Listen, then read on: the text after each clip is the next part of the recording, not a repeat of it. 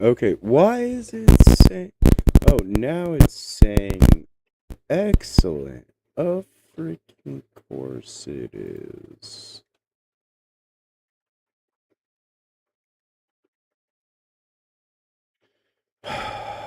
It's always something.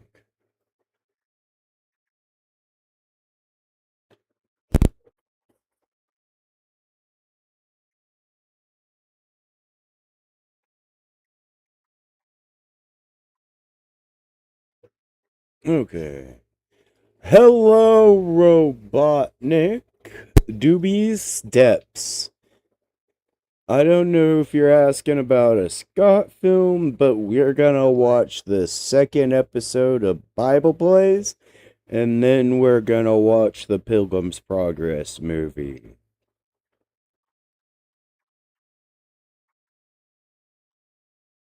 Welcome, by the way. I'm so glad you're here. We're gonna start right about now, it seems.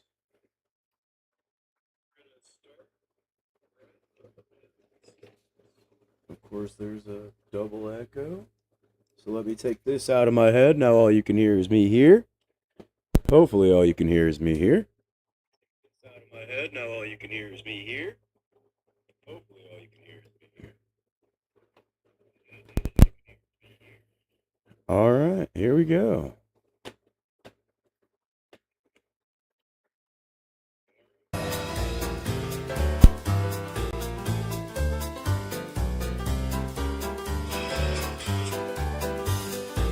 Hi there, and welcome to Bible Plays. In just a few minutes, you'll get to watch my theater class rehearse for plays of famous Bible stories.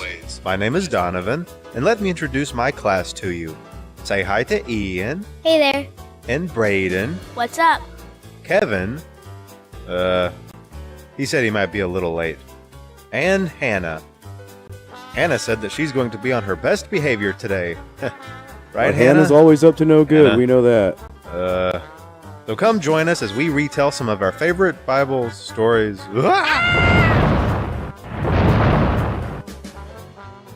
Noah's Ark. This story is found in your Bible in Genesis chapters 6 through 8. Okay, kids. This Sunday we'll be doing a play about Noah's Ark. This is one of my favorite stories from the Old Testament, which teaches an important lesson about obedience. Noah was obedient to God, even when what God told him was probably very hard to believe. But he was obedient and trusted God, and Noah and his family were saved because of it. So let's get started. Is everyone here? Ian? Yay, I get to be Noah! No, you don't. No, you don't. Get it? Okay. No, you're going to be Shem, Ham, and Japheth, Noah's 3 sons. All 3? How am I going to do that? This is embarrassing. And Braden? Here I am. Braden, you're going to be Noah in this story. I get to build a boat. This is not a musical. Okay, now we just have one more part to fill backstage, and it's a very important one. You see, we'll be adding something new to our production this week. Sound effects. And they'll all be controlled from one big keyboard by our sound man, Kevin. Kevin? Where's Kevin? We really need someone to work the keyboard. Hannah, this is serious. We can't have any funny business. We need sound effects for the animals in this story. Can you handle that?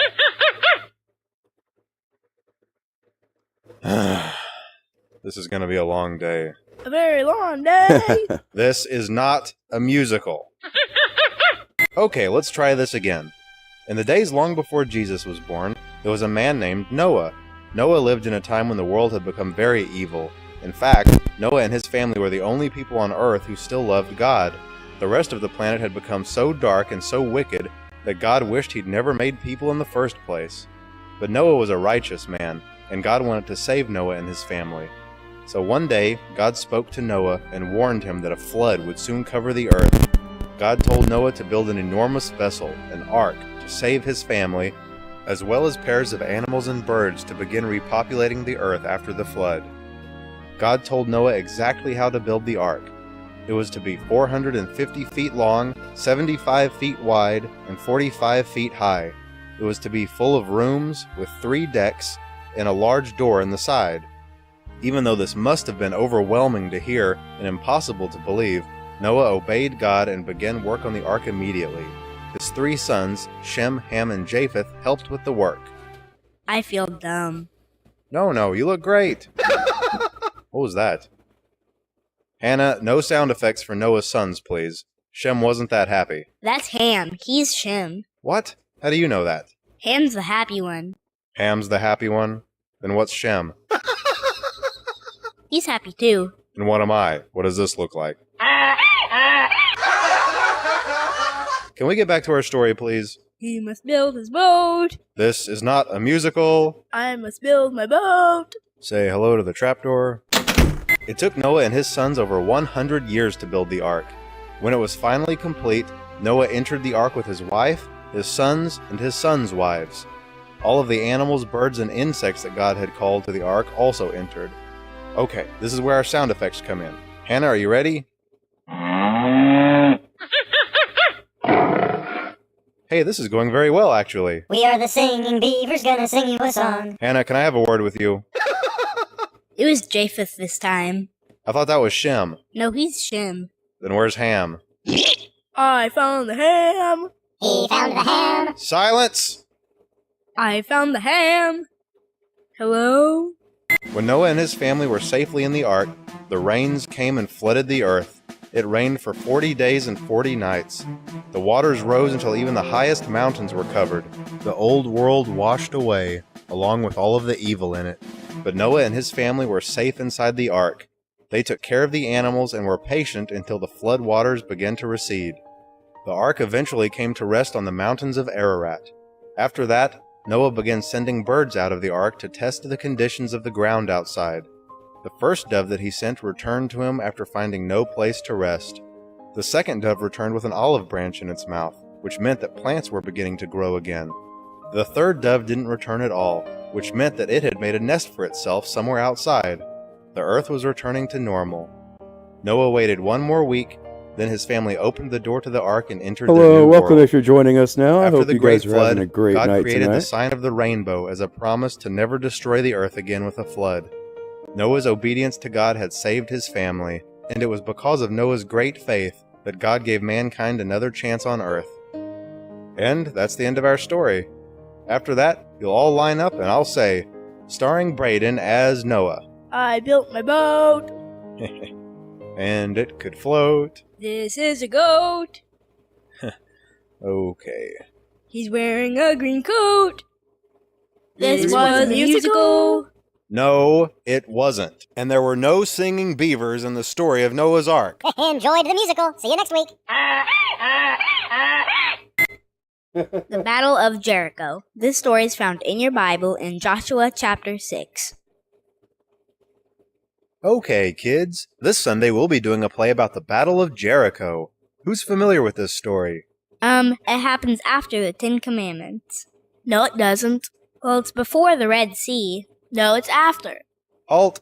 Slideshow time. The Battle of Jericho happened after Moses had led the Israelites out of Egypt and as they were entering the Promised Land. We'll tell the story of Moses in more detail another day, but for now, let's just have a quick recap. For hundreds of years, the Israelites had been slaves to the Pharaoh in Egypt.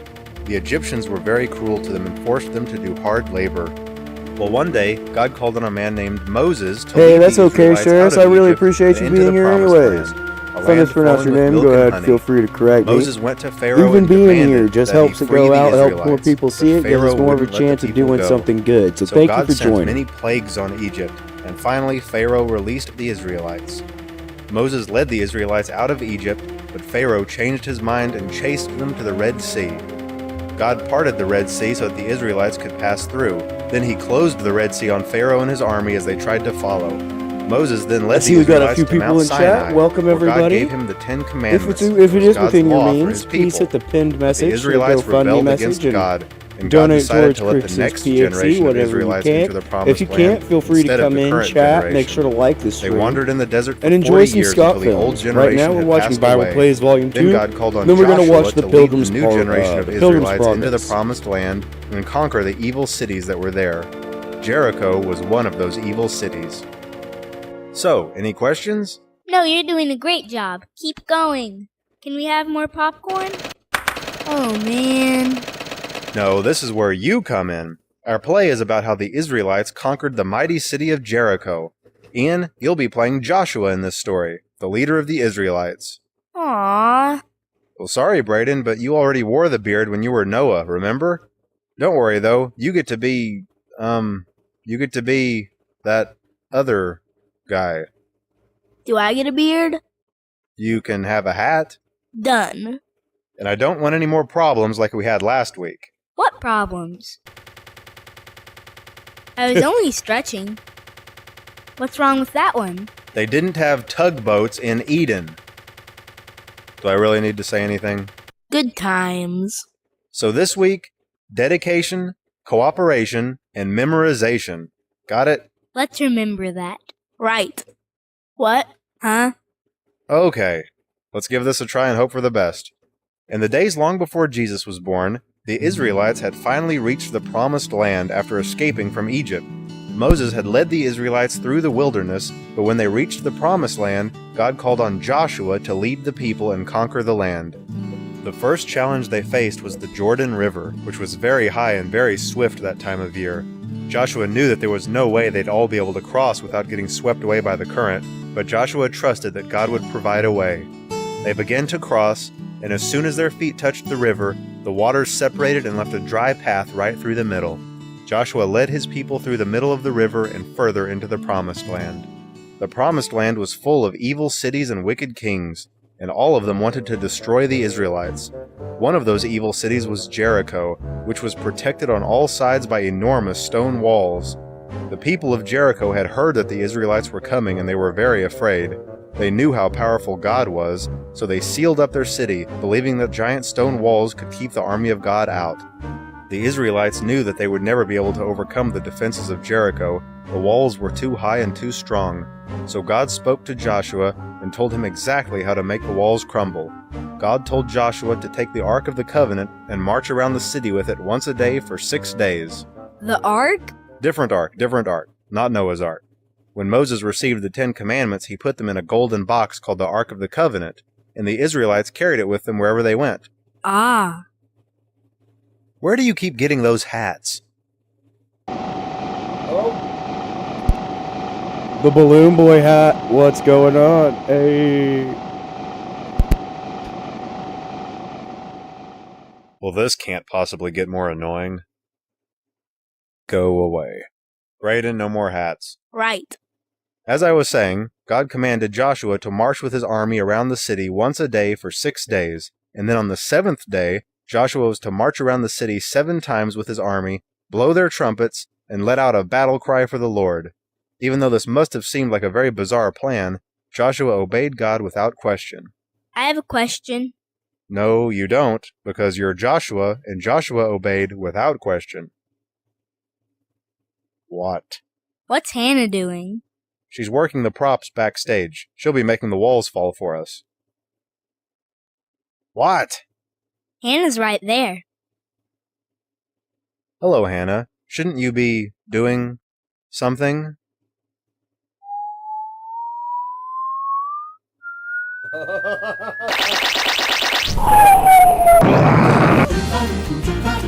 Joshua and his army marched around the city once a day for 6 days, just as God commanded. Then on the 7th day, Joshua and his army marched around the city 7 times. After they'd finished marching, Joshua gave the signal and the army blew their trumpets. Joshua said to the Israelites, "Shout, for the Lord has given you the city." The Israelites let out a fierce battle cry and the walls of Jericho came crashing to the ground. Joshua and his army charged into the city and defeated the army of Jericho, and said, "Let no man ever rebuild this wicked city." The Israelites soon took the promised land for themselves, just as God said they would. God had picked Joshua to lead his army because he knew that Joshua would obey him even if his orders didn't seem to make sense. God did it this way to make it clear that the Israelites hadn't taken the city on their own. God had given them the city after they had been obedient. It's an important lesson to remember. If they hadn't obeyed God, the walls probably wouldn't have fallen. In the same way, if we disobey God, we may rob ourselves of the good things God wants us to have as well. And that's the end of our story. After that, you'll all line up and I'll say, starring Ian as Joshua, Yay, beards. and starring Brayden as that other guy, I always try to look my best. Yes, I know. and starring Hannah as the person behind the scenes making all the stuff fall down. The Hannah's been over there. Then who's been working the props? Glad I could help. See you guys next time. It's Kevin. Kevin? Kevin? He's already gone. We'll always remember this day, Kevin. Always. Yes, we'll remember this. Right. Huh? What? Shadrach, Meshach, and Abednego. This story is found in your Bible in Daniel chapter 3. Okay, I think we kids, ended up leaving this Sunday off we'll be in the doing a middle of play this about one last Shadrach, time. Meshach, and Abednego. Who's heard this story before? I'm not even sure what you said. Shadrach, Meshach, and Abednego. Bless you. No, that's the name of the story. It's about 3 friends named Shadrach, Meshach, and Abednego. They get thrown into a fiery furnace because they refuse to worship a golden statue. Oh yeah, now I remember. It's a very good story. Shadrach, Meshach, and Abednego were actually good friends of Daniel from the Daniel and the Lion's Den story. And, like in Daniel's story, Shadrach, Meshach, and Abednego refuse to worship a false god and are sentenced to death because of it. But God saves them because of their faith. So let's get started. Ian, you're going to be Shadrach. Yay, I'm Coat Rack. Shadrach. And Brayden, you're going to be Meshach. Yeah, I'm Coat Rat. You fat? No, you not fat. And now we need Abednego. But I'm not sleepy. Where's Kevin? We need a third person. There, that saved 5 minutes. And finally, playing the role of King Nebuchadnezzar, this cardboard cutout. Yikes. See, it's like in a pop-up book. It goes down, then up, then down, then up. I could do this all day. Okay then, let's get started. In the days long before Jesus was born, there were 3 friends named Shadrach, Meshach, and Abednego. They loved God very much and would never worship a false god of any kind. God loved them because they were always so faithful to him. Meanwhile, not far away, King Nebuchadnezzar had built an enormous gold statue of himself that he wanted the whole land to worship. Okay, let's get King Nebuchadnezzar out here. Wah! And now the gold statue. Wah! Hey, that worked just like it was supposed to. Where'd everyone go? Little help. The gold statue was 90 feet high and 9 feet wide. King Nebuchadnezzar issued an order throughout the land that any time music was played, everyone who heard the music would have to bow down and worship the statue. Well, one day the music played, and everyone bowed down to worship the statue except for Shadrach, Meshach, and Abednego. Where's Meshach? He snack. You back. Yay, word games. Pig, wig, fig. Stop. Pop, flop, slop. Drop. Mop. Yay, I'm Donovan. Blah, blah, blah. No, you're Meshach. Get back. Knick-knack, paddywhack. Give it a bone. Well, one day the music played, and everyone bowed down to worship the statue except for Shadrach, Meshach, and Abednego. They refused to worship the golden statue. The king was very angry. He said to them, "I'll give you one more chance to bow down to my statue, and if you don't, I'll have you thrown into the fiery furnace." The music played once more, but Shadrach, Meshach, and Abednego refused to bow. They said to the king, "O king, our God is able to save us from your fiery furnace, but even if he doesn't, we will not worship your golden statue."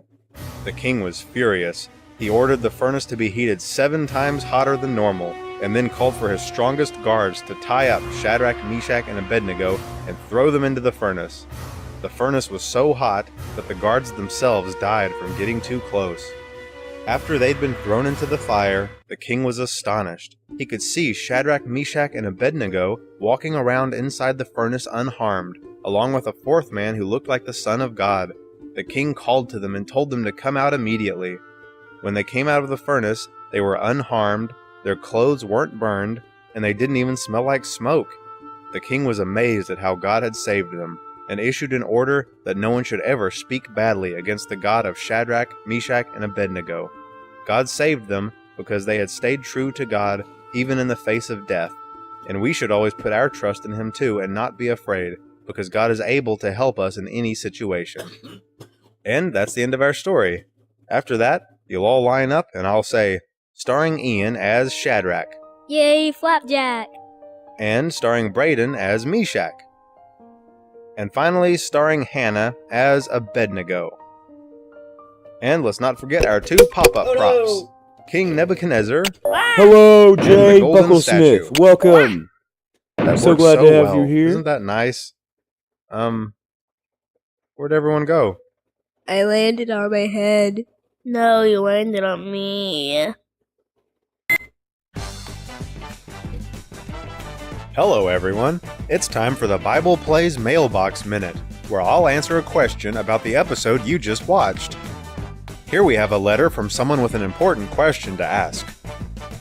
What? No, really, I have a letter. With a question. It's a real letter. Okay, it's not a real letter. But it's a question that someone could ask. Someone might ask this. If the story of Shadrach, Meshach, and Abednego happened before the days when Jesus was born in Abednego. See you next time when we'll read another letter that I wrote myself. I really do like his old films. Good There's also a Samaritan. lot of This story is found in your FNAF Bible, connections and in connections Luke to his other chapter games. 10. Okay, kids, this Sunday we'll be doing a play about the Good Samaritan. This story is a little different from the other plays we've done. This story is a parable taught by Jesus in the New Testament. Can anyone tell me what a parable is? It's a story that teaches a lesson. That's right. Jesus taught using parables because they were easy to understand and taught important lessons. Well, one day Jesus was telling a group of people that they should love their neighbor when one man asked Jesus who his neighbor was. So Jesus told the story of the Good Samaritan to explain what being a good neighbor meant. So let's get started. Ian? Here, Ian, you're going to be the Good Samaritan. I am a very nice guy, you know. And Braden? Here I am. Braden, you're going to be the man Not who gets exactly. helped by Not the Good yet. I don't know Samaritan. if Bible plays. It's is important to directly mention that back connected to then, the FNAF, Jewish but I people and know the that, Samaritans didn't like each the other Bird very Village much. movie So it's no is. accident that Jesus used a Samaritan in the story. He was making the point that we should love and help other people no matter who they are. Even if it's someone you don't like, it's your job to love them and help them however you can. Now we just have a few other minor roles to fill. Let's see. Where's Kevin? What? Let me guess. Hello, Hannah. Will you be filling in for Kevin today? Very well then, might as well get this circus started. Yeah. What was that? Here. Hiccups. Well, we can't have that. Does anyone have a glass of water? What's that? A book of home remedies? Is there anything in there for hiccups? Here. Let's see here. Wait a minute. This book is written in pink crayon. Hannah, did you write this yourself? That's quite enough of that, thank you. That's quite enough of that. The Parable of the Good Samaritan.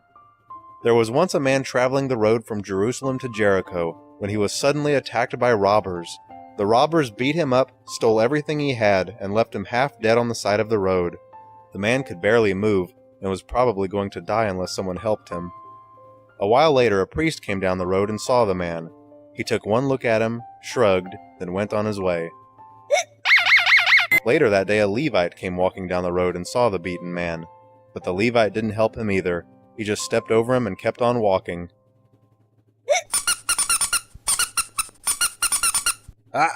Hannah, no more home remedies. No more. No. No. No. No. No, no, no. No. No, no, no. Toe. N-O. Wrong story. No arc. Anna. We have to finish our story. Okay, let's try this again without any interruptions. Sometimes we get a little sidetracked.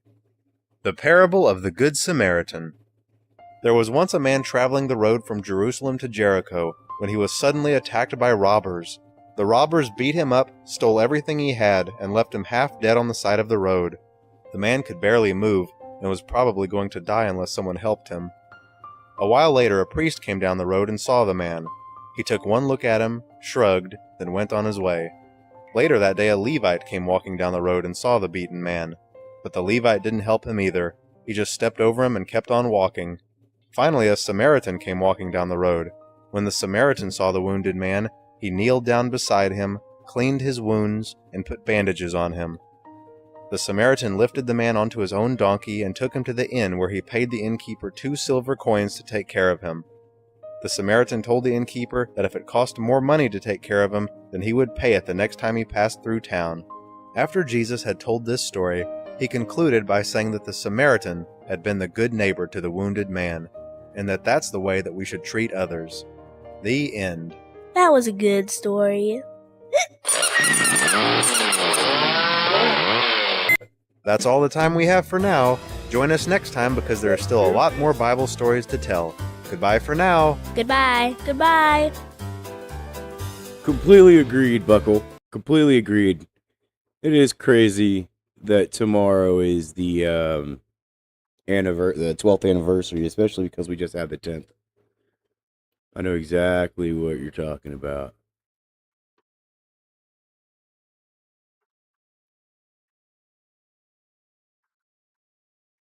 Give me 1 second. I'll be putting on the Pilgrim's Progress. My name.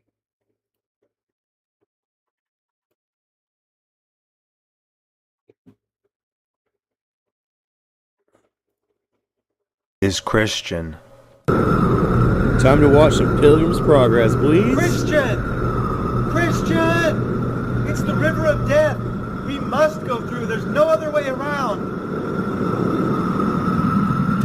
Okay, wait, also, did you say you made a vid connecting Scott's old films to FNAF?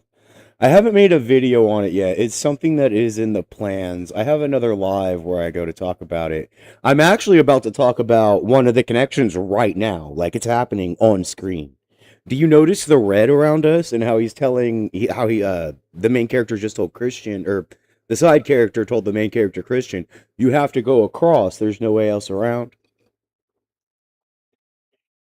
Like, this is the river of death. And to be able to get across the river of death, you have to be able to go and, you have to get all the way across to be able to go to heaven. If you don't make it all the way across, you sink and you go to hell.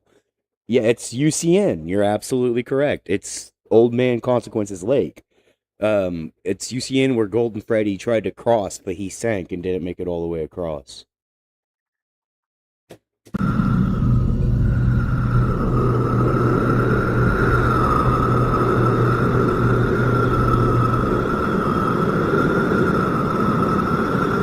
Oh, he's drowning! It's the drowning ending, boys! Hopeful, I'm sinking. I can't make it through. No, Crxton. I feel the bottom. We can make it. I can see the gate. My burden. I can feel it. My sins are sinking me to the bottom. I can't escape. No, Crxton. Your burden is gone. Open your eyes. You're going to make it to the other side. No, it's too deep. I've been abandoned. My sin was too great. You have been made whole. Look there. He waits for you. He made a promise to you, Crxton. Yes. Yes, I see him again. I see the other side. I see it. Oh, that's crazy. He's actually drowning. Oh my god. Well, why don't I tell you how my journey began?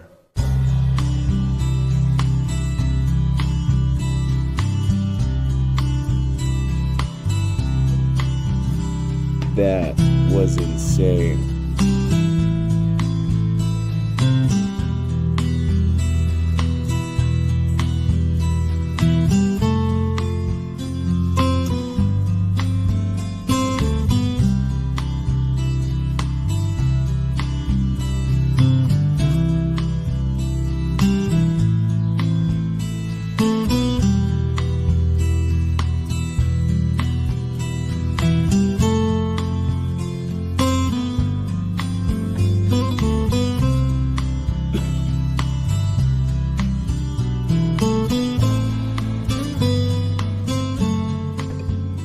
As I said before, My name is Crxton.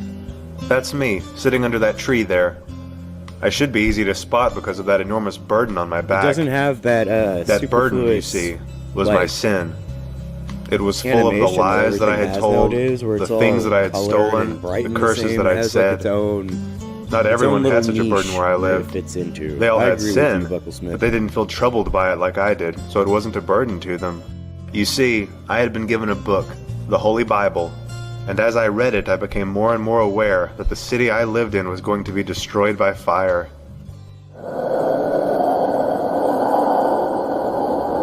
That is where I lived, the city of destruction. Sure, it seems obvious now that this place was destined for death, but sin had blinded me. I realized that because of sin, the city and its people would soon perish. I knew I had to escape somehow. I'd tried desperately to convince my wife of the destruction that was coming, but she enjoyed the world too much and didn't want to face the possibility of losing it. She called me a fool and thought of it no more. And so I spent my days in the field, reading from my book, crying, not knowing what to do. It was that day that I met Evangelist. What must I do to be saved?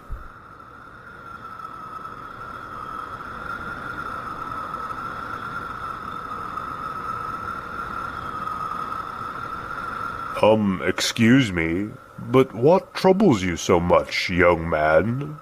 Well, you see, I've been reading this good book, and I know that I'm doomed to die for the sins that I carry, and I'm afraid that when I die, my burden will be so heavy that it will sink me lower than the grave. And so you would like to escape from this city, and also free yourself from that burden? Yes, but I can't see how that's possible. I am a wretched person. How can sin be undone? What hope is there for me? Well, do you see that light shining over the field? Go towards that light, and you will see a small gate. When you get there, knock, and you will be told what to do. Now, run, and don't look back. Well, look at that, Pliable. He's actually leaving this time. We should run after him, Obstinate, and bring him back.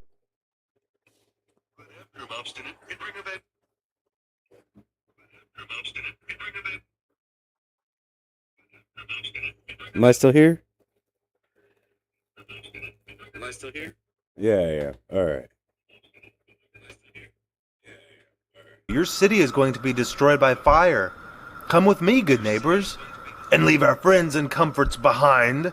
What could you possibly be searching for that would be worth leaving the whole world behind you?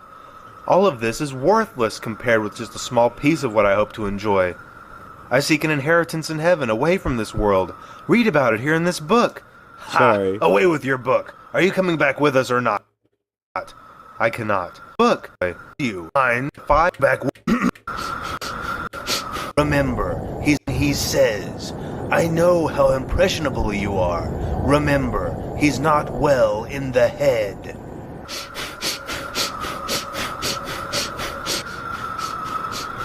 His legs are crazy.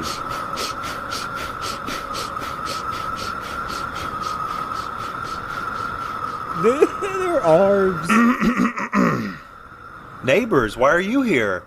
We've come to take you back with us, of course. That's not possible. Your city is going to be destroyed by fire. Come with me, good neighbors, and leave our friends and comforts behind. What could you possibly be searching for that would be worth leaving the whole world behind you? All of this is worthless compared with just a small piece of what I hope to enjoy. I seek an inheritance in heaven away from this world. Read about it here in this book. Ha! Away with your book. Are you coming back with us or not? I cannot. Let's go, Pliable. Well, wait a second, Obstinate. What if what he says is true? Maybe we should go with him. What's this? More fools still? There's no telling where this brain-sick man will lead you. Very well, go on with him. You'll be back. Well, we should get going. You say that you know the way to this magnificent place? I've been told by a man named Evangelist to go to a gate, and we will be given instructions there. So tell me more about this place where we are going. Well, it is a place of eternal life. There is no suffering, no cruelty, none of the horrible things of this world. we will meet God and live in a place that He has prepared for us. Why would God want us to live with Him? Are you sure we will be welcome? We are His creation, His children. He wants nothing more than for us to seek Him. Won't He know about the bad things I've done? I've done evil things as well, but God must have a way to cleanse me, or there wouldn't be such a desire in my heart to find Him. I can only trust that He will have a way to save me out of mercy. And you're sure that your book speaks the truth? It is written by God, and God cannot lie. I hope we will be there soon. Whoa! Is this your promised land? If this is what happens at the very start of our journey, who knows what dangers we will face later? I'm going home.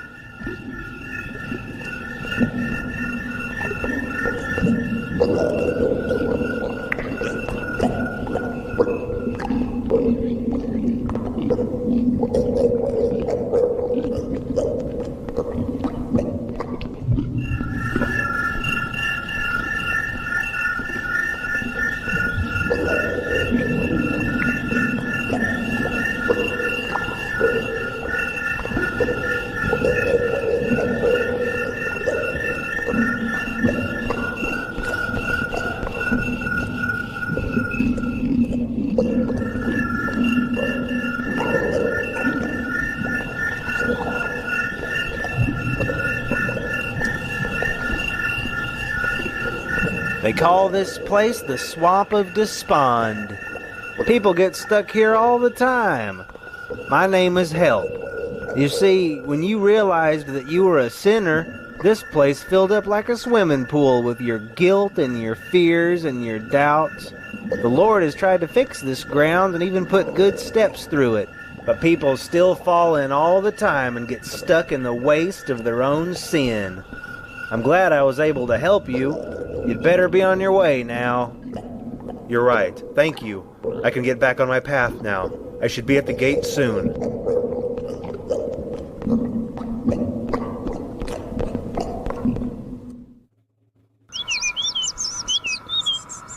Hey, whoa there. Where are you going with that large burden on your back?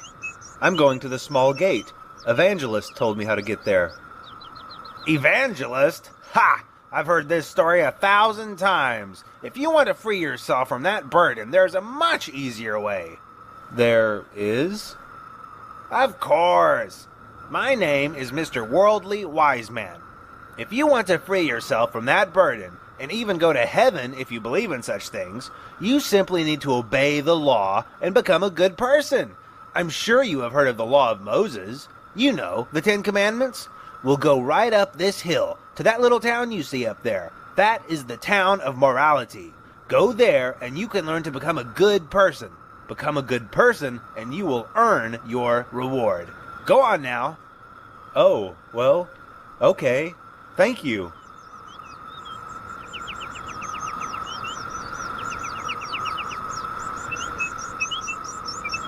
Right up that hill. There you go. Learn to be a moral person and you will earn heaven.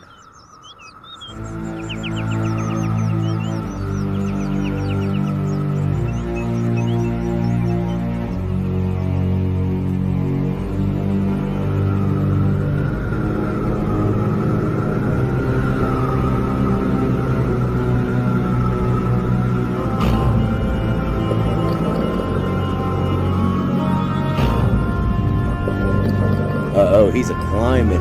No, it's going to fall on me. I was a fool to take this road. I will be crushed under the weight of this mountain. Ah! Who was it that told you to come this way? Mr. Worldly Wise Man told me. He said I could become a moral person and free myself. I see. Christian, the people in this town are in bondage. They are slaves to a law that cannot save them.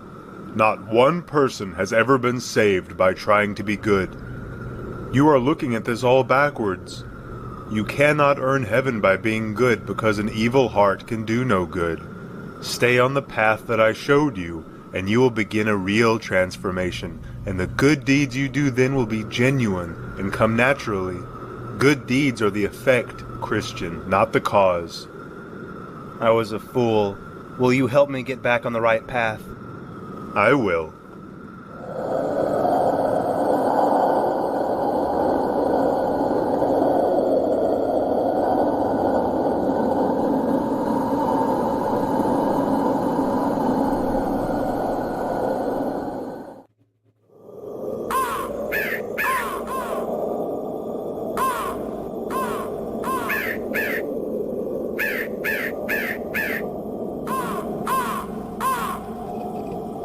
Ooh, a spooky cloud making a skull.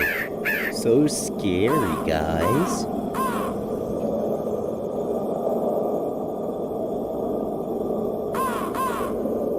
Knock, and it shall be opened unto you.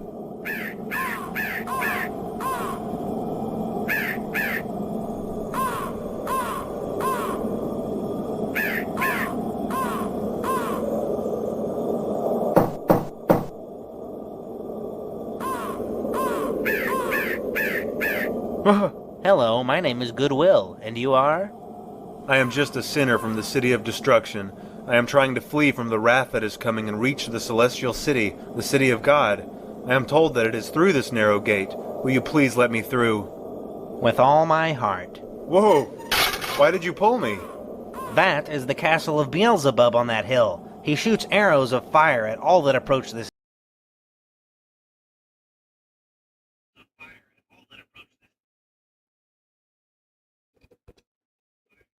Alright, there we are. We didn't lose the stream.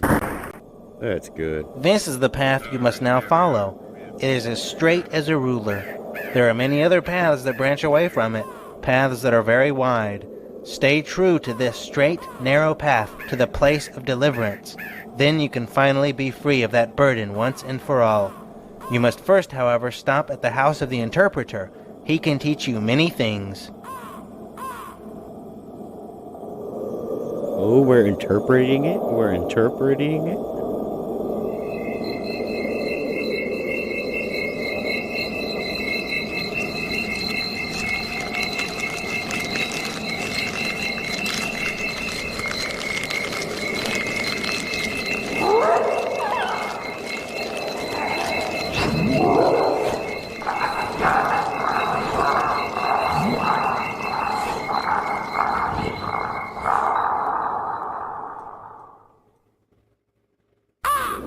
Where is that Christian? He should be here by now. I hope he didn't get sidetracked. It's the pavilion from the Black Tomb Graveyard from Curse of Dreadbear. Ah! I was starting to get worried about you. Come in, come in. I am the interpreter. I keep it a bit dark in here. That's so you can pay attention to the things that you are supposed to pay attention to. Ah, here we go. I've put together a little presentation for you. You know, to make things easier. Did you want popcorn? No, thank you. Suit yourself. Roll the film. Do you know who this is? Christ? That's right. Jesus Christ, the Son of God. He is the only person that God ever gave authority to be our guide in all difficult places. Remember this well, for others have made false claims to speak for God, but their ways always lead to death. Now here is a man in a very dusty room. It looks like he is going to try to sweep it. Oh my, look at that dust fly.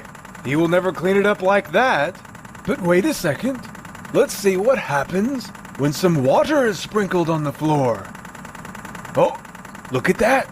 The dust is cleaned. What does this mean? The room is the human heart. The dust was this man's original sin and corruption.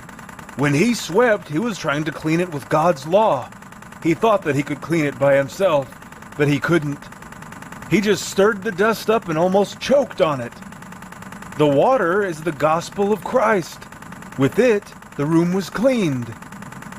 So his heart was cleansed, not by his hard work, but by the gospel of Christ. Here are two children. One is named Patience. The other is named Greed. They have both been told that they will have good things, but Greed cannot wait. He wants it all now. Patience is waiting quietly and is content. Since greed cannot wait, he has been given a bag of treasure.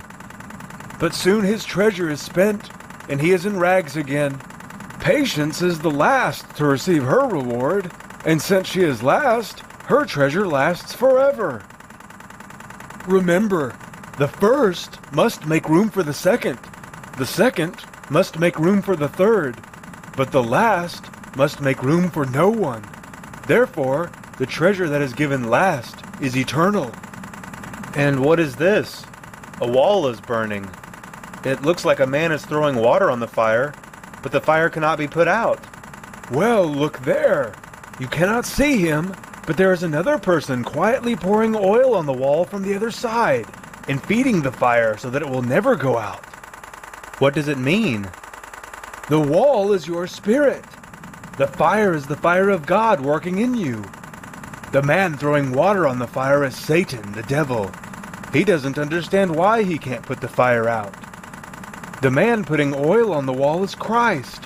He pours the oil of his grace on the fire and will never let it die. Now, if you let your guard down, the devil's efforts grow stronger and the fire weakens, but it never goes out. Who is this man? Why does he look so sad? Well, why don't you ask him? Sir, what has happened to you? I once thought I was righteous, and I was happy with such thoughts, but I gave in to my lusts and desires. I wanted worldly things and turned my back to God. Now I have difficulty taking pleasure in His word. I have lost myself to my temptation. I am in an iron cage of despair. Since I have not counted His grace as a holy thing, I have shut myself out of His promises for this world. Lord, help me to watch and be sober, so that this man's misery never falls on me. Remember it well. You can lose your earthly blessings of joy and peace by choosing to give in to the evil desires of this world. Accepting Christ and walking with Christ can be two very different things. There is much joy in walking with Christ. Turning your back on Him puts you right back into the despair of this world. I will remember. This is a pilgrim's You are progress. ready to continue your journey, young Christian. Making progress with a pilgrim. He's done seeing himself the interpreter. Already went through the Golden Freddy Lake, tried to drown. We're gonna see that again, I'm sure.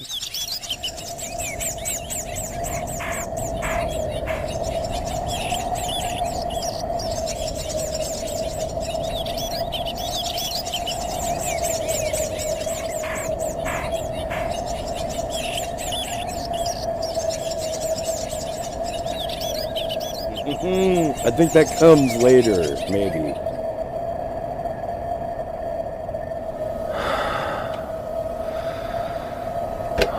What does this mean?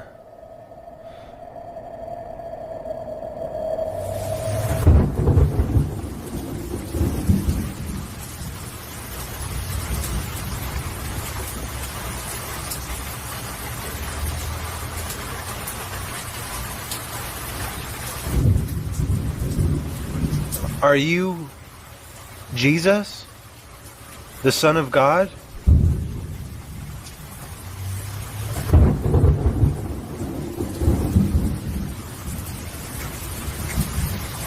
Are you here to die for the sins of the world?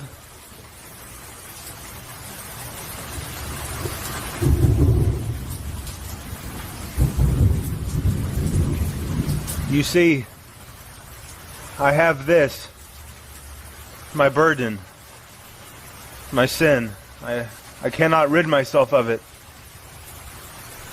Will you be kind enough to bear it for me? And die for me as well.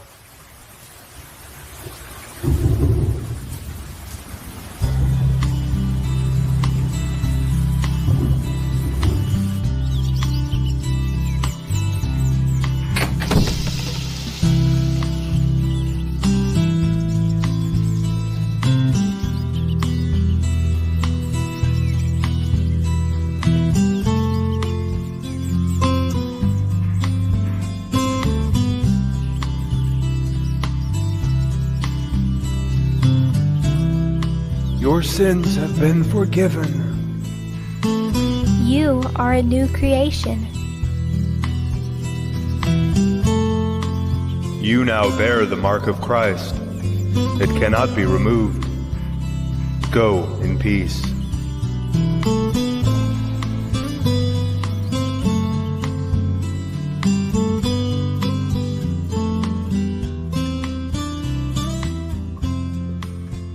If you're here, I hope you're having a good time. Thank you for joining me.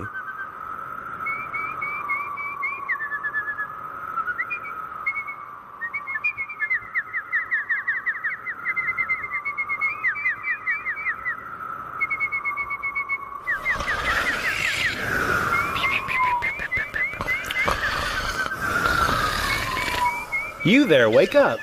Why do you let yourselves sleep like this? Don't you see that you are in shackles? There's a great beast that walks this road. If he finds you like this, you will surely be eaten. I see no danger. Let me help you. Yes, just a bit more sleep first. Every Yes, man yes. must take his own path. You take your way, I'll take mine. It's all the same in the end.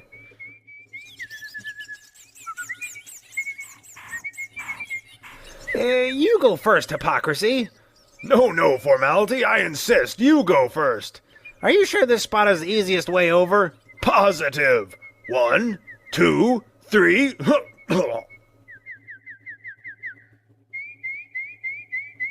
Well, hello there. My name is Formality, and this is Hypocrisy. We are going to the Celestial City.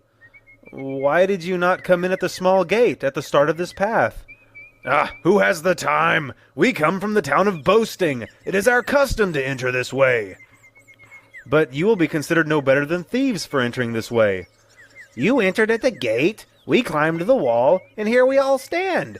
How is your position any better than ours?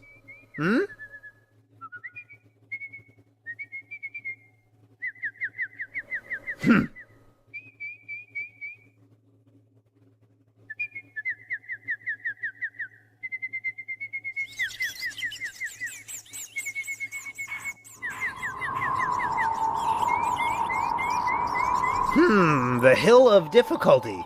Well, this won't do. It's much too steep. Oh, these two roads are much better. I'm sure they go around this hill and meet on the other side. You take that one, and I'll take this one. Don't you see that those roads are named Danger and Destruction? Do you not see the results of your trespass? You are just as quick to abandon the narrow path as you were to jump the wall to reach it. Bah! We will reach the Celestial City before you even reach the top of this hill. Let's go.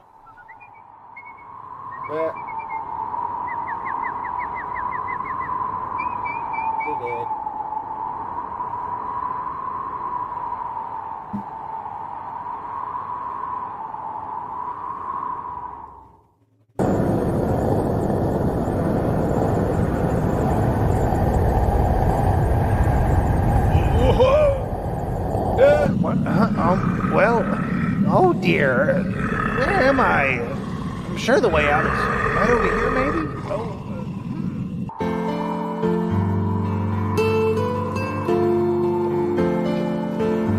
maybe? He's lost.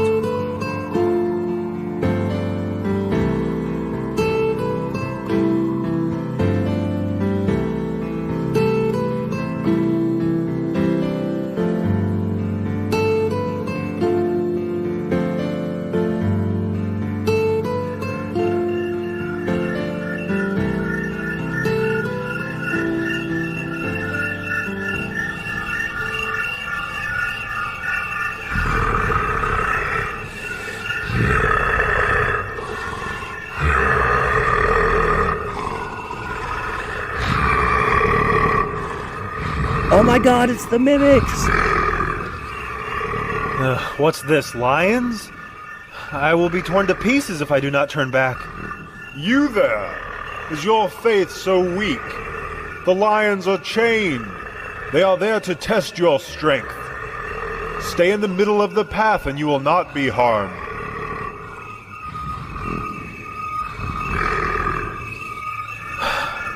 Thank you. What is this place? This is a place built by God for pilgrims such as yourself. It is a house for God's family. One guy gets to test him by a family showing him that you movies are and now a interpreting part him, of. and the other one makes him They are here face a to bunch give of you lines. support and to give you strength. Please, come inside. Can I help you? Hello. I was told that I might be able to stay here for the night, as this place was built for the relief.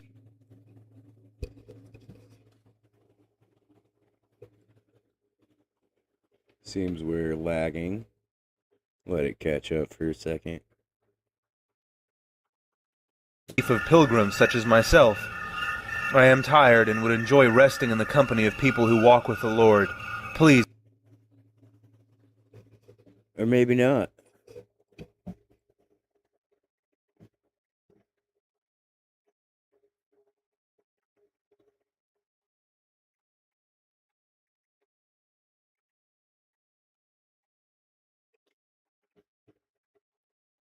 Alright, I think we're caught back up. May I come in?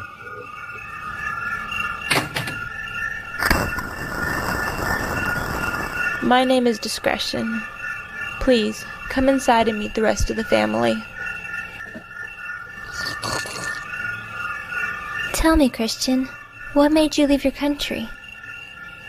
I had a terrible fear that everything around me would be destroyed. I feared for my soul. I am thankful that Evangelist found me and told me about the small gate that put me on this path. I don't know if I would have found it otherwise. Do you ever miss the city of destruction? Sometimes I do, and I am ashamed of that. I fear that I will never be completely free of worldly thoughts. I am just glad that those thoughts are now my shame and not my joy. My joy now is looking ahead to the better country that has been promised to me. Did you not have a wife? Why did you not bring her with you? I did have a wife, but she could not let go of the world that she knew. She thought that her things brought her happiness. Did you try your best to persuade her to go with you? Did you perhaps give her a reason to think poorly of your cause? No, I was very careful to be loving in everything I said. In fact, what frustrated her was how careful I was not to sin, and how I felt that we should love others, even our enemies. She found that foolish. Well, if it was your love that turned her away, then you are not to blame.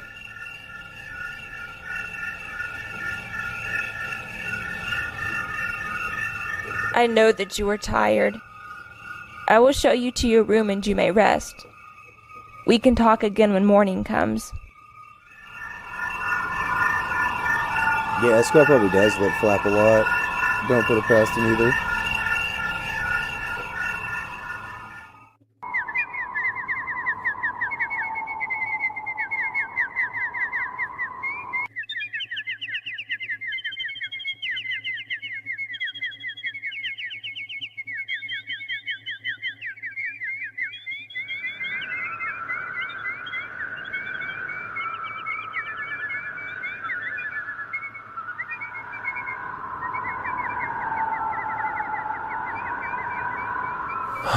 How beautiful. What is that place? Those are the delightful mountains. You will get there if you stay on the path. However, there will be difficult times before you reach them. You must pass through the valley of humiliation, then the valley of the shadow of death, which is full of traps to snare your spirit. And then there will be even more dangers. Ooh. But you will not be alone. Come with me to the armory. More spooky You will be graveyards? given the armor of God. Stay on the path. Keep your faith strong, and nothing shall be able to defeat you. You will have wisdom. You will have strength. You will have God's protection. You will have the power of prayer. You will be able to overcome any obstacle. But never let your guard down, for the enemy is always watching.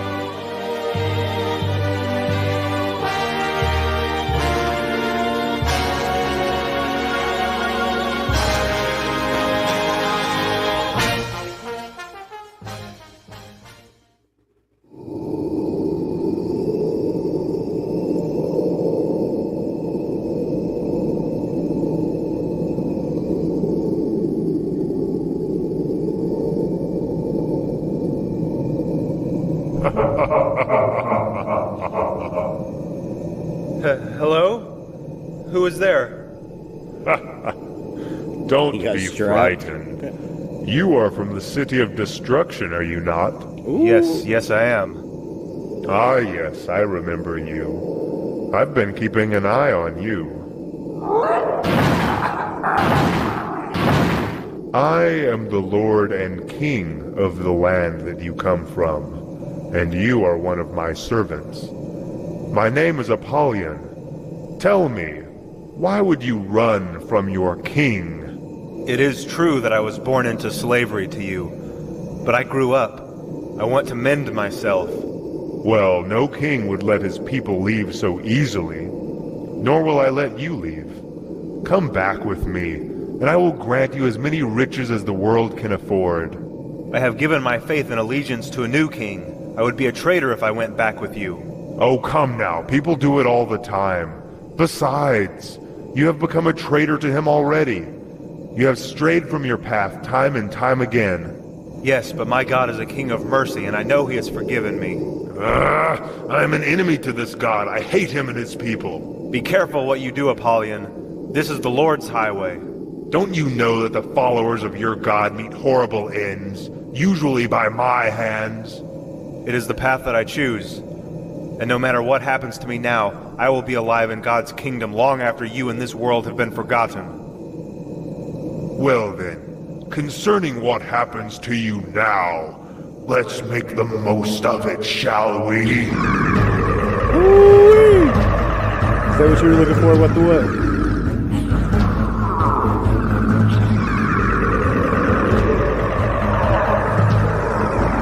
Is that super mega dragon enough?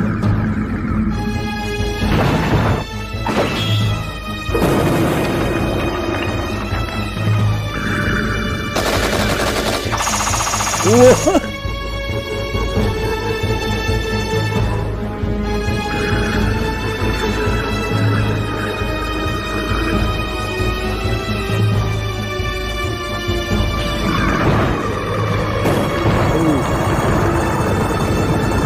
Come on, Crxton.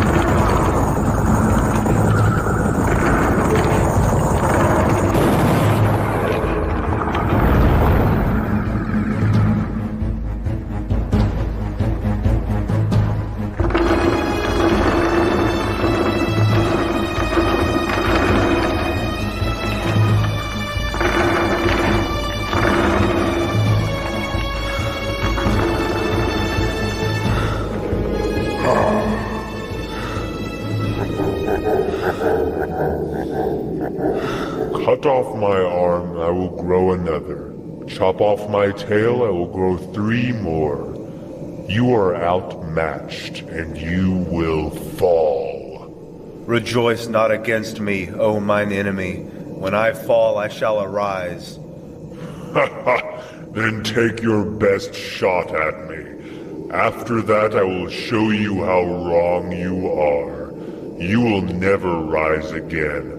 Not in this world or the world to come. Grok needs to chill.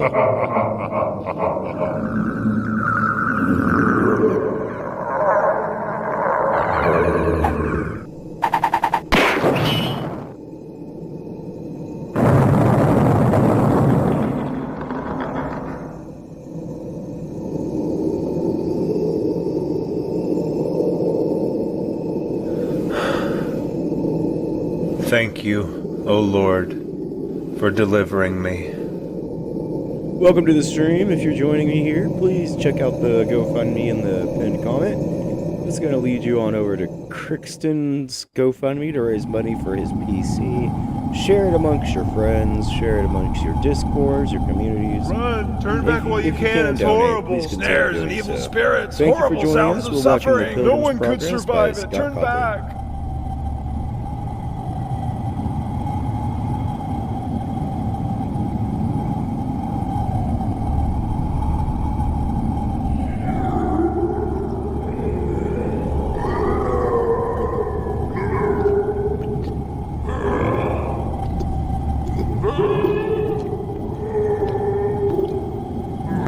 The Valley of the Shadow of Death.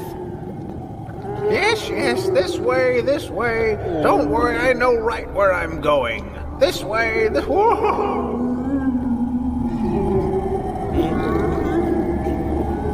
blind leading the blind.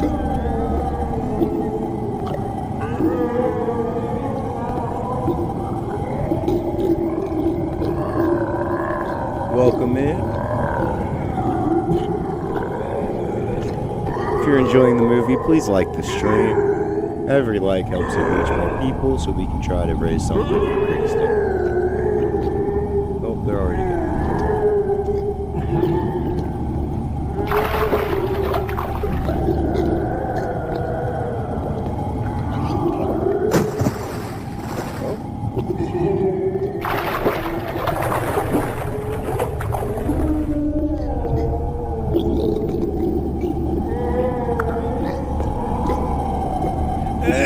Where is it that you think you are going? You don't even know. You don't even know what you are doing. Where are you going? God doesn't even know you. He doesn't even know you are here. Go back the way you came. You will die if you keep going this way. You are about to fall. You want to go back, don't you?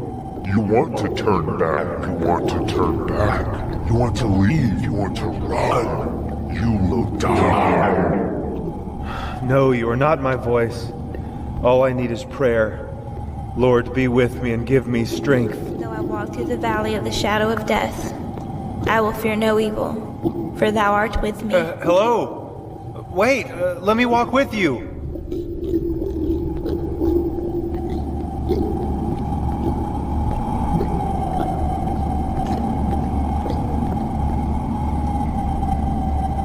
Excuse me. Wait, can I walk with you? I cannot wait for you, but I will gladly walk with you if you catch up. Huh. What?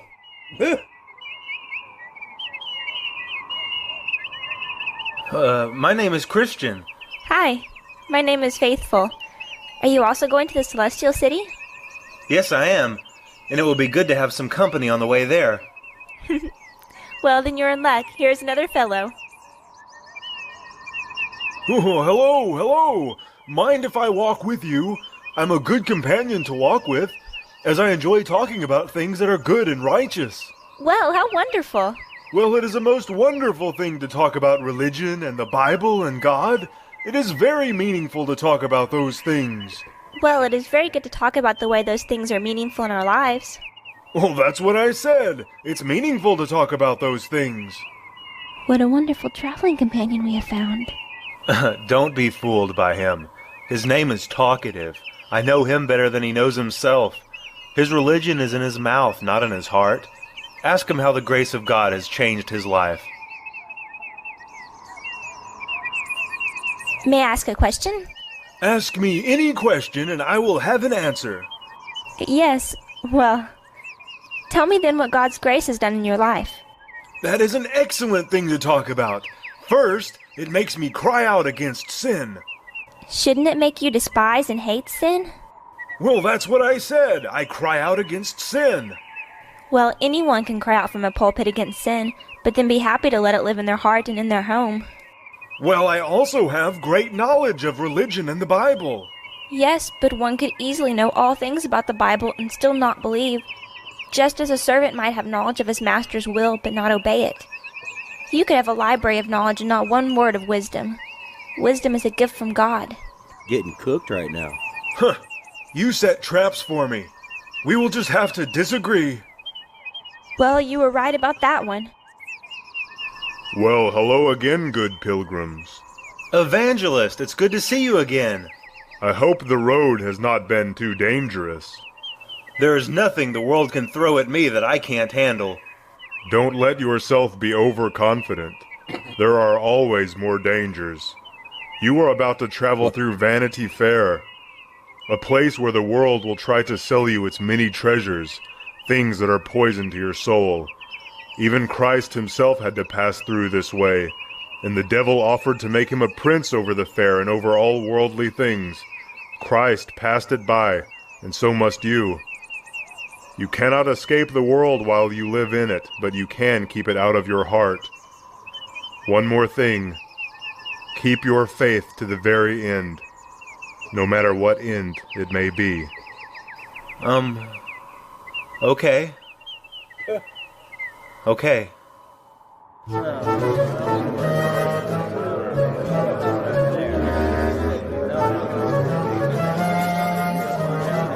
Sky Village.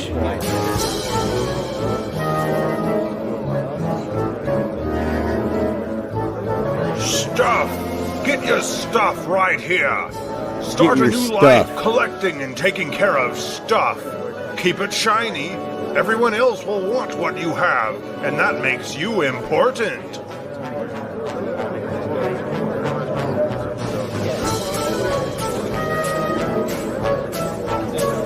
Popularity! Popularity! Claim it for yourself right here. Be the most popular guy in town. Be famous. Everyone will want to be you. Beauty. Don't you More want to stuff be in more my stuff beautiful collection. Make sure than you don't get it everyone mixed else? with your things. Come get it here. If you look better, then you will be better.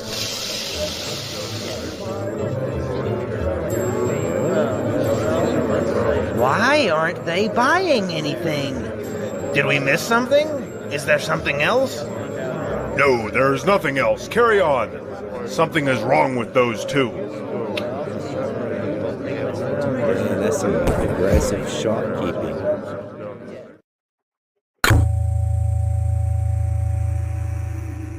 You don't want to buy my toothpaste, you're getting interrogated. Oh, you're getting sentenced. Well, good evening. My name is Judge Hategood. It seems that you have several charges brought against you. You are charged with disturbing the fair. You are also charged with dividing the town.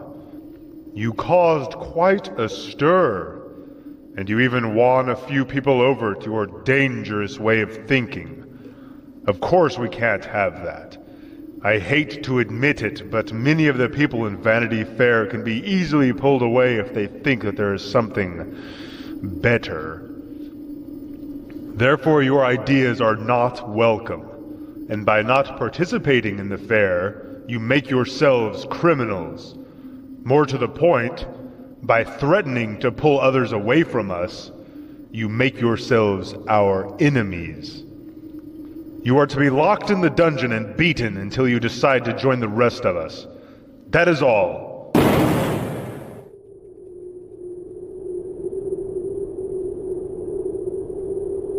Yes, it's true. 2 people came through yesterday and didn't buy a thing. They were offered titles, glory, wealth, houses, properties, crowns, jewels, and all sorts of things. They walked by as though none of those things mattered. Other people took notice of that and began to question the value of those things as well. The whole fair was in an uproar. Wait a second. They Pink put them in the dress and dungeon? blonde hair. But why? Is that the princess? Did they do something wrong? They disrupted the peace and upset the fair. How? All they did was pass through. They didn't say an unkind word to anybody. That's not the point. Their misguided beliefs are dangerous. But how? If people want to leave the fair and follow them, then they should be able to. Who are you to? Beelzebub will not tolerate this kind of talk. The fair is in chaos. You know what must be done if we wish these conflicts to end. Yes. Fetch me one of them. And if order is not restored, we will just make an example of both.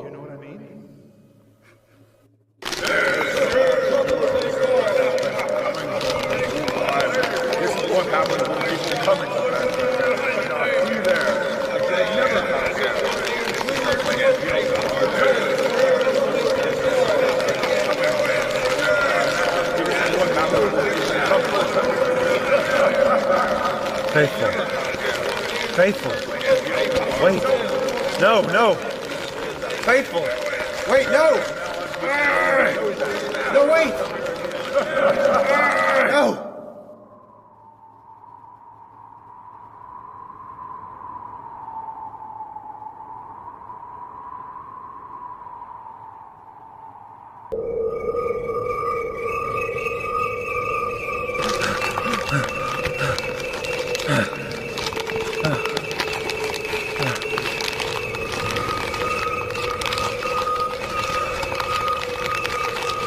No.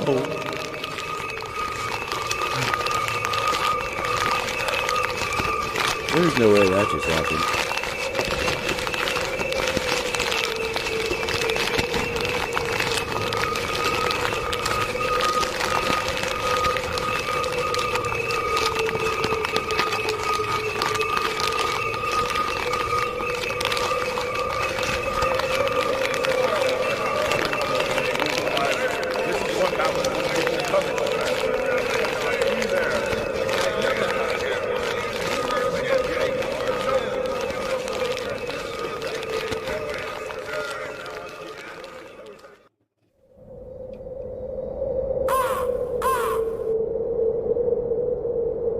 Well, hello. I'm on my way to the Celestial City. Sorry, I can tell you would rather be left in peace. I have come from Vanity Fair. You came from there as well, did you not? Okay, well, I'll leave you alone then. My name is Hopeful, by the way. Are you troubled because of your friend? You don't know anything about that. She was taken for no reason. Her death was in vain. You are wrong. Her death was not in vain. I was So she trapped was in Vanity set- Fair, she under was his set spell. on fire. The cruelty they She showed was to your taken friend for opened no my reason. eyes. Myself and several It's others left Vanity Fair because of what pink dress, happened. blonde We saw hair. how corrupt it was. I want to have faith like your friend. I am hopeful again because of her.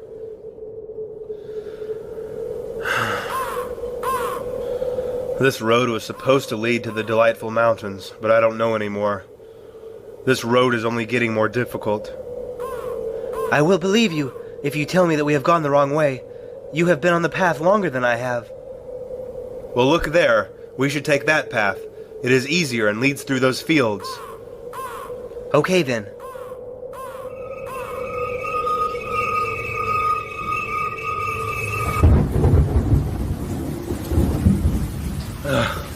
I can't see the road anymore. I'm sorry I led you this way. It's okay, Crxton. Your mind was clouded by regret and anger. I should have kept us on the right path. We must not go further tonight. It will only get worse. We will find our way again when morning comes.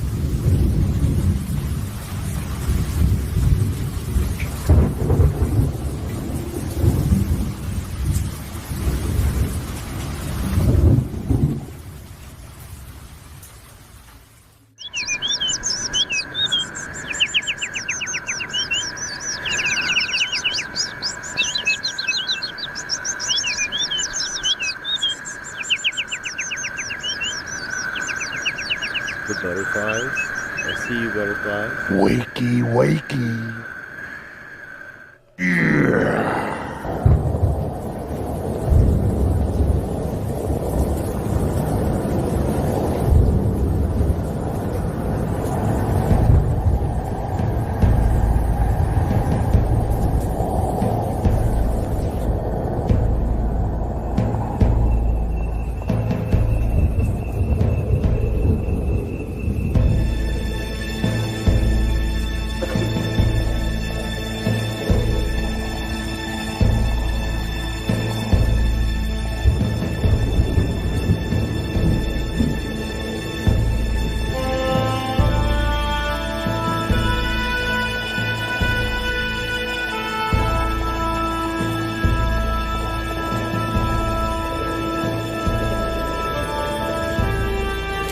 Hopeful! Hopeful! Are you up there? Hopeful, wake up! What? Time to milk cows. Well, good morning. I hope you like your room. You will be here for quite a while, I'm afraid. My name is Giant Despair. You wandered from your path and onto my land. And now you belong to me.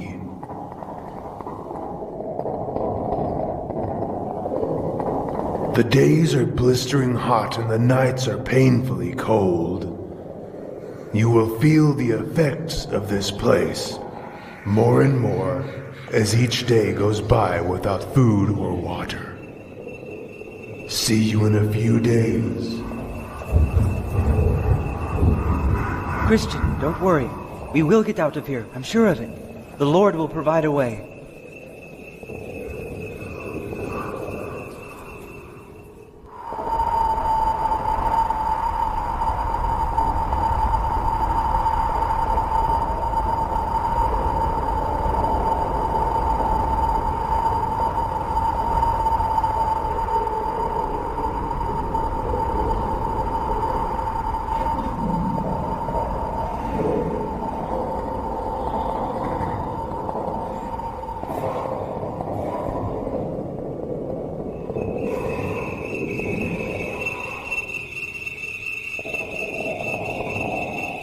It was all for nothing. All of the places that I went, the things I boldly spoke of, the things I blindly believed. It was all for nothing. Even if it was real at some point, my doubt has surely undone it by now. I don't even remember where I was going anymore. I will never get out of this place. And that means that my journey was for nothing. I'm no better off than the people back in the city of destruction. I will spend the rest of my life here, in more anguish and more sadness than I would have felt on any other journey to any other place, simply because I realize now that I may not ever get there, or worse yet, it doesn't even exist. There's nothing left to give me hope.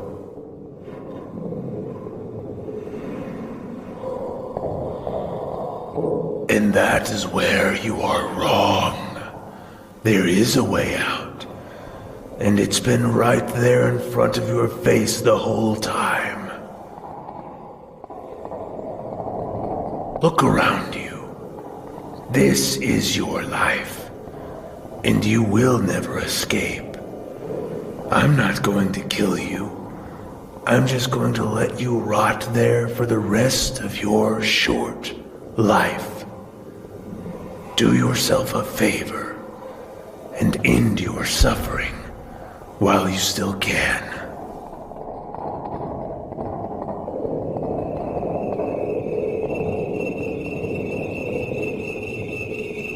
Look.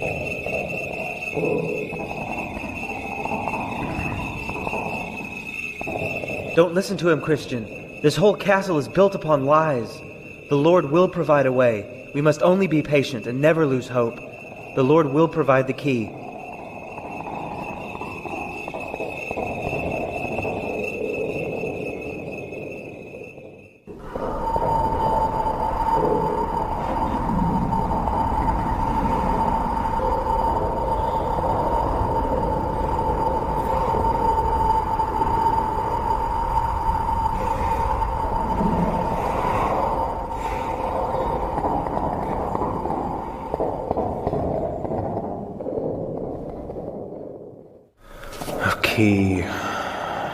Key. What would be a key to a castle filled with lies? What would be a key to a castle built upon doubts and fears? Hopeful! I may doubt, and the world may lie, but there is one who cannot lie. When I stood before the cross, God made a promise to me that I would be saved. My doubts and fears don't change a thing. God made a promise that goes beyond my feeble doubts. Don't you see? His promise. We already have His promise, and that is our key.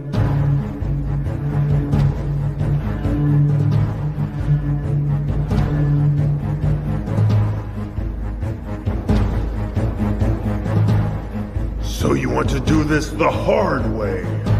Very well. I guess I will have to finish you off myself. You have no more power over us, despair.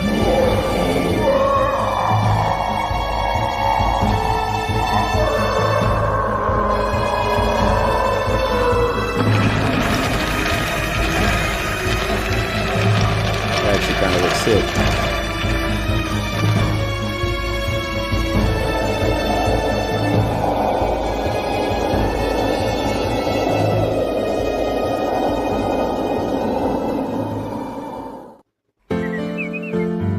We made it, Christian. The delightful mountains. The promised land for those who stay on the narrow path. Peace, contentment, and happiness for the rest of our days until it is time for us to enter the celestial city. I wish Faithful had been here to see this place. Don't feel sorry for Faithful. She is with her Lord in a place even more beautiful than this. I suppose you're right. Look there. A man is coming down the path going the wrong direction. Sir, you are going backwards. Backwards, you say? Well, yes, the celestial city is the other direction. Oh, really? My name is Atheist. I once thought like you. I searched for the celestial city as well, and let me assure you, no such place exists on this earth. You must look beyond what you can see. The kingdom of heaven lies in the next world. You know, I met a man named Ignorance on my journey. He had a very interesting point about your religion. He said that it's silly to think that faith in Christ will get you to heaven, because one could simply say that they believe, continue to live a wicked lifestyle, and still get into heaven. That sounds a bit unfair, doesn't it? Well, his name was Ignorance for a good reason.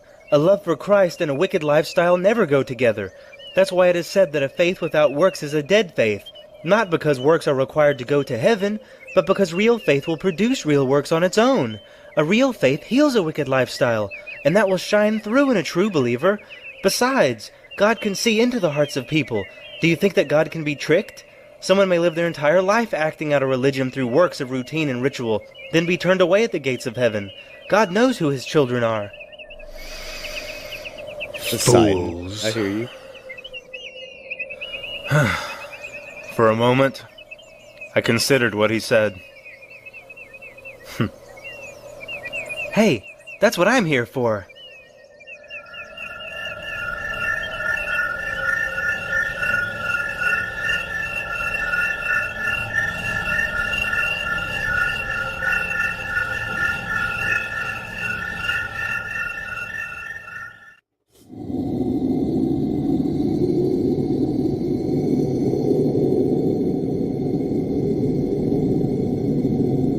What is this place? Beyond this wall lies the River of Death.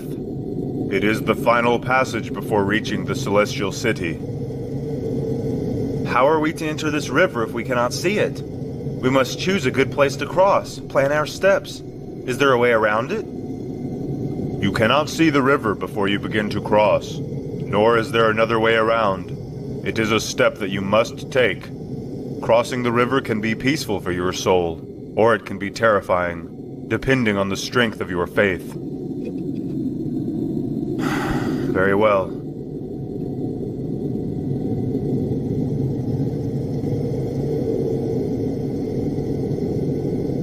I can't see anything. I can't see where I'm going. Christian, let your faith in Christ bring you comfort. It is He, not you, that will get you across the river.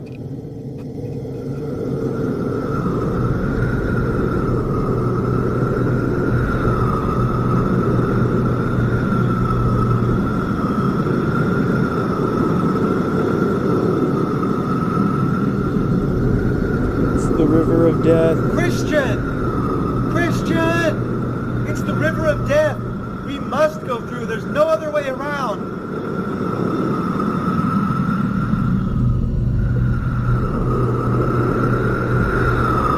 It's a step you have to take. You have to die to move on. That's why it's connected to all kind of consequences. That's crazy. And no, he's drowning, just like in the drowning ending of FNAF 6. Hopeful! You see Hopeful, I'm sinking. I can't make it through. No, Christian! I feel the bottom! We can make it! I can see the gate! My burden. I can feel it. My sins are sinking me to the bottom. I can't escape.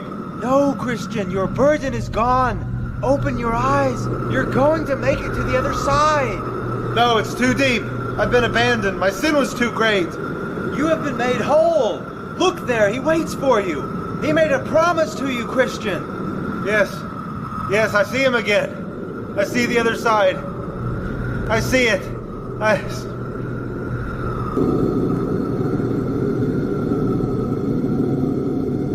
Don't do it, Golden Freddy.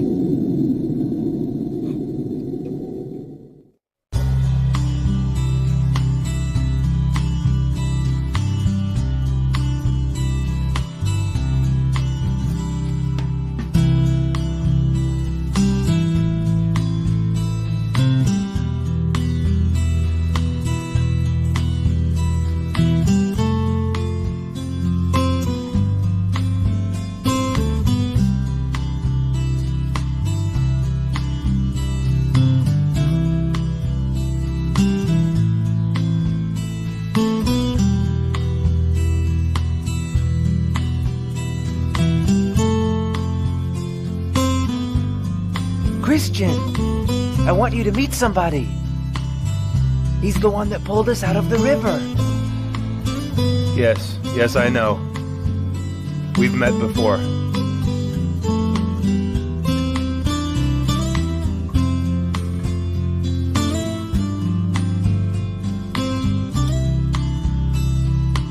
It's truly unbearable. This letter I write to my wife, whom I love dearly. I am writing you this letter before I cross over the river of death. My destination lies on the other side. I wish now I could have convinced you to make this journey with me, but at the time I was unable to describe the journey at hand. All I had was an emptiness in my heart and a desire to fill it. Now, looking back, I can speak more clearly and tell you that my journey was not in vain. This I know. We are born into this world wanting the world, wanting possessions, titles, glory, wealth, but they are all fading. They are deceptions that cannot bring us happiness or peace. I pray that you will not sell your soul to the things of this world. Let your heart leave those things behind, for there is a promise that awaits you, a way to be reconciled with God in this life and in the life to come. It is true that we are born with a sinful nature, and I have come to know sin as anything I do that requires me to turn my back to God first. We are all guilty of this, and no amount of work we do can repair the damage done. Our deeds and efforts are unclean because we do them with our backs to God. The wages of sin is death, not the death of the body, but death of the spirit. It is by His grace alone that we have hope for salvation. He sent His Son, Jesus Christ, to bear that burden on the cross. When He died, our sin died with Him. Christ was then raised from the dead to prove that death has no power over those who follow Him. Christ has conquered death, defeated guilt, wiped sin away, halted sorrow, and given us a clean conscience before our Father in heaven. It is the free gift of God. We must only accept it. Let God's word guide you. Let God's family give you strength. And let God's sacrifice pay your cost. All of this I pray, that you will begin your own journey, Christiana.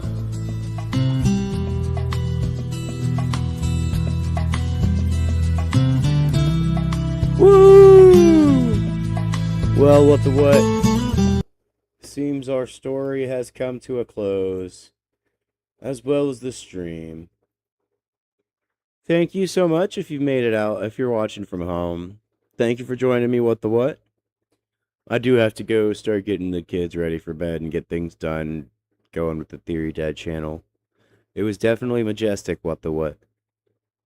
I hope you guys have a wonderful night, and we are able to do something this Thanksgiving is probably going to be the next time I do a charity stream.